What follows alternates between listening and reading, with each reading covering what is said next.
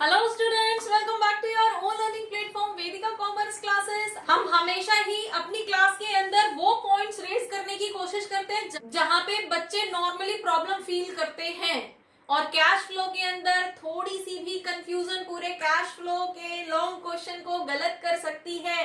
तो ऐसा ना हो आपके साथ, उसके लिए कैश फ्लो एक्टिविटीज में क्लैरिटी लाने के लिए आज कुछ एक्टिविटीज लेंगे, कुछ ट्रांजेक्शन्स लेंगे जिसमें हम क्लियरली मेंशन करेंगे कि ये जो ट्रांजैक्शन है वो किस एक्टिविटी के अंदर आती है और उस पर्टिकुलर ट्रांजैक्शन के अंदर कैश इनफ्लो हो रहा है या आउटफ्लो हो रहा है, ठीक है, या कोई फर्क नहीं पड़ रहा है। और जहां पे कोई फर्क नहीं पड़ता उन ट्रांजैक्शंस को हम अपने कैश फ्लो के अंदर रिकॉर्ड ही नहीं करते। तो बेसिकली किन ट्रांजैक्शंस को हमें रिकॉर्ड करना है और किन ट्रांजैक्शंस को हमें रिकॉर्ड नहीं करना है, कौन सी ट्रांजैक्शन किस एक्टिविटी के अंदर आती है, वो सारी चीजें हम यहाँ पे करने जा रहे हैं, ठीक है। तो हमारे पास कुछ एक्टिविटीज है लाइक कैश सेल। अब सेल क्या है? रूटीन बेसिस का काम है ना ऑर्गेनाइजेशन का, डेली बेसिस पे सेल होती है, परचेज होती है, तो ये कौन सी एक्टिविटी होगी? ऑपरेटिंग एक्टिविटी, है ना। और operating activity and cash inflow होगा या आउटफ्लो होगा? Yes of course, cash inflow होगा। क्लियर? सेल होगी तो कैश आएगा ऑर्गेनाइजेशन के पास, सामान जाएगा, कैश आएगा, ठीक है। चलिए नेक्स्ट, रेंट पेड। अब ये तो एक्सपेंस है और एक्सपेंस आपका डेली रूटीन वाला है ना। आपका मंथली बेसिस पे आपको ऑफिस का रेंट देना है वगैरह वगैरह। तो वो जो रेंट होगा वो कौन सी एक्टिविटी होगा? अगेन ऑपरेटिंग एक्टिविटी बोला जाएगा। और इससे कैश इनफ्लो हो रहा है या आउटफ्लो हो रहा है? ऑफ कोर्स आउटफ्लो हो रहा है, जा रहा है ना कैश, रेंट के नाम पे कैश जा रहा है ऑर्गेनाइजेशन से, तो आउटफ्लो होगा। फाइन। अब नेक्स्ट आता है इनकम टैक्स पेड। अब अगेन हम सेल कर रहे हैं, प्रॉफिट हो रहा है, प्रॉफिट पे टैक्स पे कर रहे हैं, इनकम टैक्स पे कर रहे हैं, रूटीन बेसिस हो गया ना, तो ऑपरेटिंग एक्टिविटी होगी। तो बहुत ज्यादा सोचने की जरूरत नहीं है, ऑपरेटिंग एक्टिविटी और हम टैक्स पे कर रहे हैं तो कैश आउटफ्लो होगा, ठीक है। तो इसको हम कैश आउटफ्लो के अंदर डालेंगे। Next bank balance. अब बैंक बैलेंस है, ये कौन सी एक्टिविटी है? एक्टिविटी है कोई? बैंक बैलेंस है। सिर्फ ये बोला गया है कि आपके पास इतने रुपए बैंक के अंदर हैं, ना तो ये बोला गया है कि आ रहे हैं, किसी ने डिपॉजिट किए हैं, ना ये बोला गया है कि विड्रॉ किए हैं, कुछ भी नहीं बोला है। एक स्टेगनेंट वर्ड दे दिया गया है, बैंक बैलेंस। आपके पास इतने रुपए का बैंक बैलेंस है तो ये किसी भी एक्टिविटी के अंदर नहीं आएगा। ये क्या होगा? ये कैश एंड कैश इक्विवेलेंट होगा।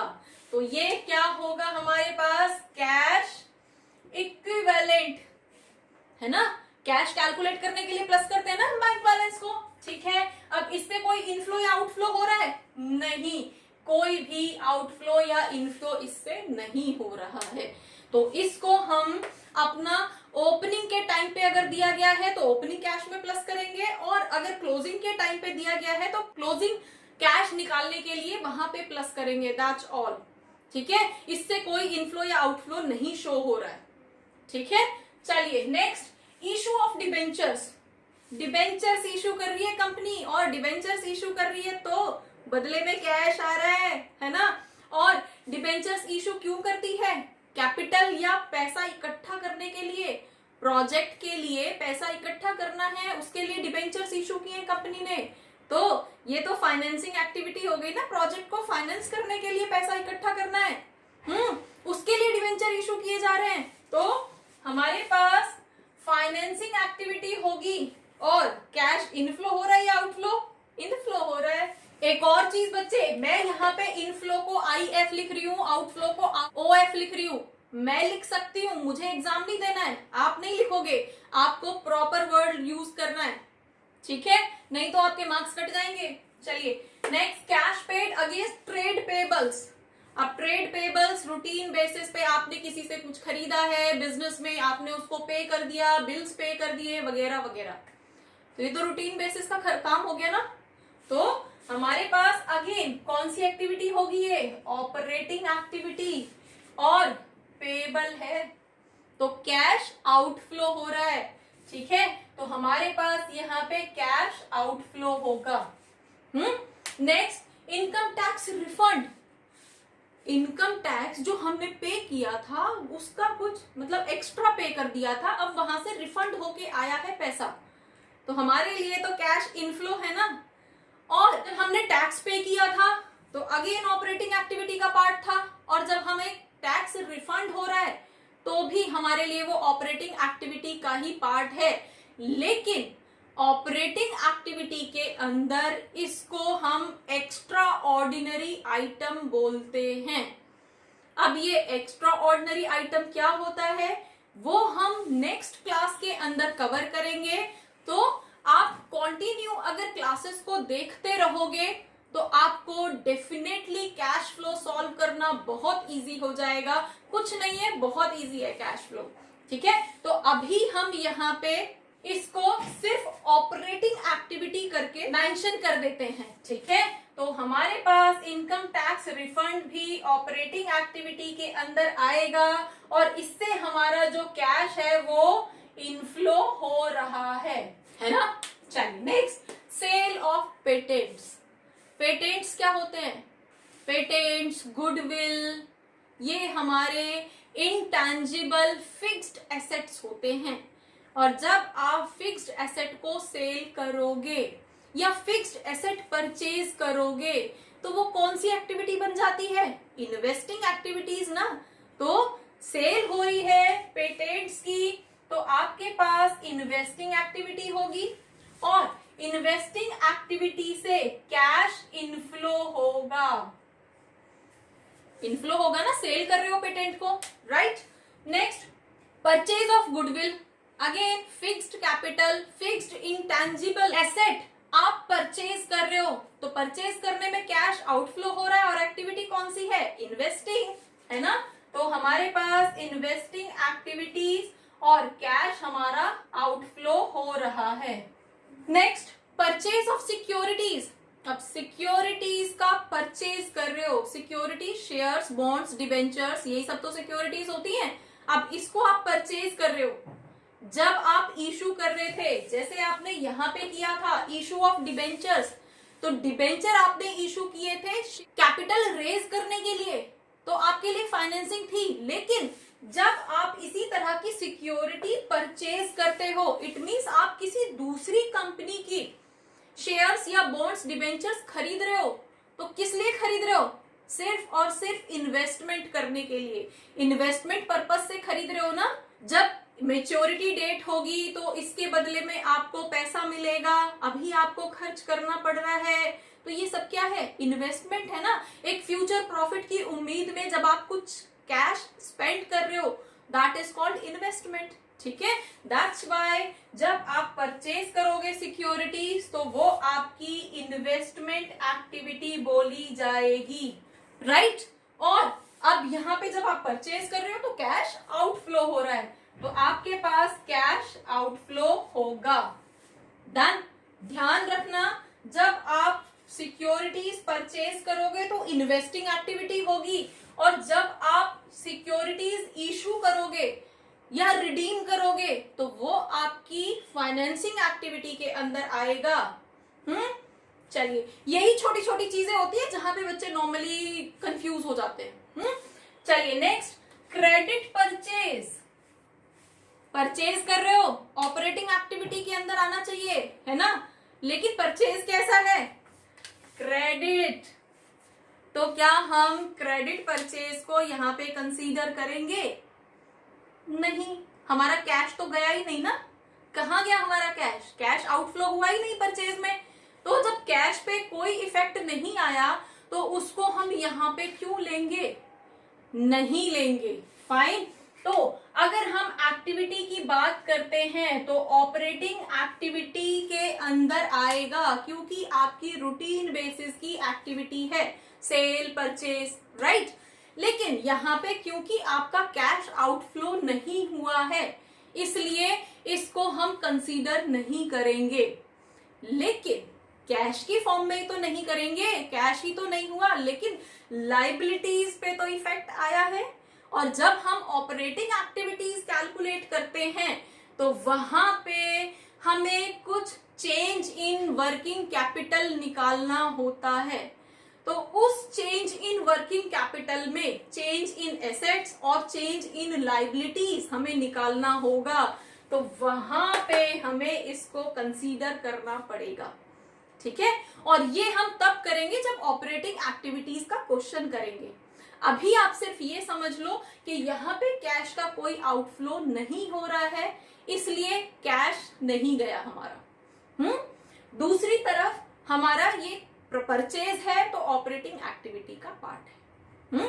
तो हमारे पास ऑपरेटिंग एक्टिविटी तो है, लेकिन कैश के अंदर नो चेंज, कैश के अंदर कोई चेंज नहीं हुआ है। Next is cash in hand. Again cash आपके हाथ में है, फ्लो नहीं नजर आ रहा है, कहीं से रिसीव किया है, कहीं पे खर्च किया है, ऐसा कुछ बोला ही नहीं है। सिर्फ एक वर्ड दे दिया कैश इन हैंड, आपके पास इतना कैश है, दैट्स ऑल। अब जब कैश है तो वो तो हमारे लिए कैश और कैश इक्विवेलेंट का पार्ट होगा, है ना। कहीं फ्लो तो इसमें नजर ही नहीं आ रहा वर्ड के अंदर। तो ये हमारा कैश एंड कैश इक्विवेलेंट, और कैश इक्विवेलेंट क्यों, सीधे कैश है तो कैश में काउंट करेंगे, ओपनिंग का ओपनिंग के टाइम पे, क्लोजिंग वाली डेट का क्लोजिंग वाले कैश में प्लस करेंगे, ठीक है। और यहाँ पे भी अगेन कोई फ्लो नहीं नजर आ रहा है, no flow of cash, clear. चलिए next, cash withdrawn from bank. Bank से कैश विड्रॉ किया है, अगेन किस तरह की एक्टिविटी हो गई, हमने लास्ट क्लास के अंदर कवर किया था कि जब कैश और कैश इक्विवेलेंट में आपस में ही कोई ट्रांजैक्शन होती है तो उस ट्रांजैक्शन को रिकॉर्ड करने की जरूरत नहीं होती, क्योंकि एक आइटम जो है वो प्लस हो रहा होता है, एक आइटम माइनस हो रहा होता है, और दोनों के टोटल तो वही रहता है, उसपे तो कोई इफेक्ट आता नहीं है ना। तो जब इफेक्ट ही नहीं आया कैश में तो उसे रिकॉर्ड करने की जरूरत क्या है। कैश फ्लो के अंदर, कैश फ्लो स्टेटमेंट के अंदर तो हम वही चीजें रिकॉर्ड करते हैं ना जिसकी वजह से कैश पे इफेक्ट आया है, क्लियर। तो हम यहाँ पे जब हम कैश विड्रॉ कर रहे हैं बैंक से तो ये हमारी नॉर्मल ऑपरेटिंग एक्टिविटी तो होगी, लेकिन कैश पे कोई भी इफेक्ट नहीं आया है, इसलिए इसको हमें रिकॉर्ड ही नहीं करना। फाइन, इस ट्रांजैक्शन को हम रिकॉर्ड ही नहीं करेंगे, क्लियर, नो फ्लो। और इसको हम नो फ्लो ऑफ कैश के अंदर डालेंगे, क्लियर। इसको means that is not to record in your cash flow statement. Next one is sale of machine by dealer of machine. अब डीलर के थ्रू बिक्री है या हम डायरेक्टली सेल कर रहे हैं मशीन को, मशीनरी तो सेल हो रही है ना, और मशीनरी क्या होती है, फिक्स्ड एसेट, है ना। और फिक्स्ड एसेट जब हम सेल करेंगे तो कैश हमारे पास इनफ्लो होगा, और एक्टिविटी कौन सी होगी, फिक्स्ड एसेट की बात कर रहे हैं, इन्वेस्टिंग एक्टिविटी होगी, ठीक है। और कैश क्या होगा, inflow, done. Next, dividend paid. अब डिविडेंड पे कर रहे हो, ध्यान रखना यहाँ पे डिविडेंड रिसीव्ड भी होता है। आप यहाँ पे डिविडेंड पे कर रहे हो, और पे कर रहे हो तो किसके लिए कर रहे हो, जब आपने शेयर्स इशू किए थे उन शेयर्स के लिए ही तो अब डिविडेंड इशू करना पड़ रहा है ना। तो वो आपकी फाइनेंसिंग एक्टिविटी थी ना, तो वो फाइनेंसिंग एक्टिविटी का इनफ्लो था शेयर्स इशू करना, और अब जब उसके लिए आप डिविडेंड पे कर रहे हो तो ये फाइनेंसिंग एक्टिविटी का आउटफ्लो बोला जाएगा, क्लियर। तो यहाँ पे हमारे पास फाइनेंसिंग एक्टिविटी होगी, डिविडेंड पेड, और इसकी वजह से कैश आउटफ्लो होगा, क्लियर। अब यही चीज अगर डिविडेंड रिसीव्ड होता तो रिसीव्ड कब करेंगे हमने यहाँ पे सिक्योरिटीज परचेज की थी ना, किस लिए, इन्वेस्टमेंट के लिए। तो अब उस इन्वेस्टमेंट पे हमें इंटरेस्ट या डिविडेंड मिल रहा है तो हमारे लिए इनफ्लो है, और इनफ्लो किसका, इन्वेस्टिंग एक्टिविटीज का। ध्यान रखना, ये छोटी छोटी चीजें गड़बड़ करवा देती हैं, ठीक है। तो अगर ये यहाँ पे डिविडेंड रिसीव्ड होता तो क्या बन जाती, ये इन्वेस्टिंग एक्टिविटी बन जाती और आपका कैश का इनफ्लो हो जाता है ना। ठीक है, चलिए next class is purchase of machine. अभी हमने थोड़ी देर पहले मशीन सेल की थी, इन्वेस्टिंग एक्टिविटी थी, इनफ्लो हुआ था। अब हम मशीन परचेज कर रहे हैं, अगेन फिक्स्ड एसेट है, इन्वेस्टिंग एक्टिविटी होगी और कैश आउटफ्लो होगा। तो हमारे पास इन्वेस्टिंग एक्टिविटी और उसकी वजह से कैश आउटफ्लो होगा। Next issue of share capital. अब शेयर कैपिटल इशू किया है, क्लियर, मतलब किसी प्रोजेक्ट को फाइनेंस करने के लिए शेयर्स इशू किए हैं, कैश आएगा, इनफ्लो होगा और किसके नाम पे, फाइनेंसिंग एक्टिविटी के नाम पे। ठीक है, तो कौन सी एक्टिविटी हो जाएगी, फाइनेंसिंग एक्टिविटी और इसकी वजह से कैश इनफ्लो होगा। Done. Next purchase of marketable securities. Marketable securities खरीदी हैं और मार्केटेबल सिक्योरिटीज क्या होती हैं, शॉर्ट टर्म कैश इक्विवेलेंट, है ना, कैश इक्विवेलेंट होता है ना शॉर्ट टर्म मार्केट सिक्योरिटीज। तो उस केस में ये हमारे पास कैश इक्विवेलेंट ही माना जाएगा। और क्या इसको रिकॉर्ड करने की जरूरत पड़ेगी, बिल्कुल नहीं, क्योंकि जब हमने मार्केट सिक्योरिटीज खरीदी हैं तो कैश चला गया ना, दोनों आपस में ही कैश और कैश इक्विवेलेंट में ही ट्रांजैक्शन हुआ है ना, तो रिकॉर्ड करने की जरूरत नहीं है।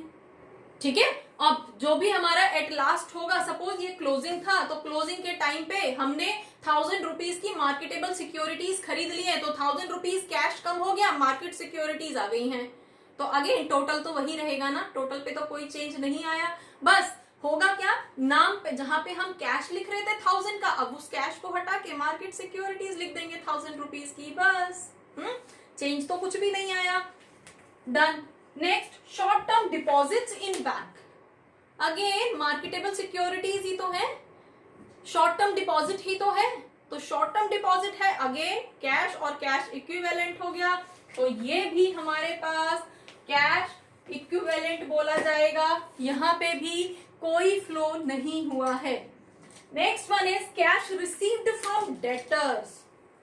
अब डेटर्स से कैश रिसीव हुआ है, अब ऐसे तो डेटर्स भी हमारे एसेट ही होते हैं ना, लेकिन हमें मेनली क्या रिकॉर्ड करना है, यहाँ पे कैश पे क्या चेंज आया, तो डेटर से कैश रिसीव हुआ है, कैश इनफ्लो हुआ है ना। और डेटर्स क्या होते हैं, हमारे क्रेडिट सेल, जो रूटीन में हमारी सेल परचेज हो रही थी, तो ऑपरेटिंग एक्टिविटी का पार्ट होंगे। तो हमारे पास ये ऑपरेटिंग एक्टिविटी का पार्ट होंगे और इससे कैश इनफ्लो होगा, कैश आएगा। अब क्योंकि हमने यहां पे कुछ लाइबिलिटीज को भी ट्रीट किया था, तो एसेट को भी तो ट्रीट करेंगे ना, करंट एसेट है ना हमारा, और करंट एसेट्स, करंट लाइबिलिटीज को हम वर्किंग कैपिटल के अंदर ट्रीट करते हैं अंडर ऑपरेटिंग एक्टिविटीज। ठीक है, तो जब हम ऑपरेटिंग एक्टिविटीज को सॉल्व करेंगे वहां पे हम देखेंगे कि किस तरह से इन करंट एसेट्स और करंट लाइबिलिटीज को सॉल्व किया जाता है। तो होपफुली कैश फ्लो के अंदर जो ट्रांजैक्शंस रिकॉर्ड होती हैं उनके रिगार्डिंग कुछ क्लैरिटी आपको मिली होगी, कुछ ना कुछ आपको नया सीखने के लिए मिला होगा। For more keep watching, keep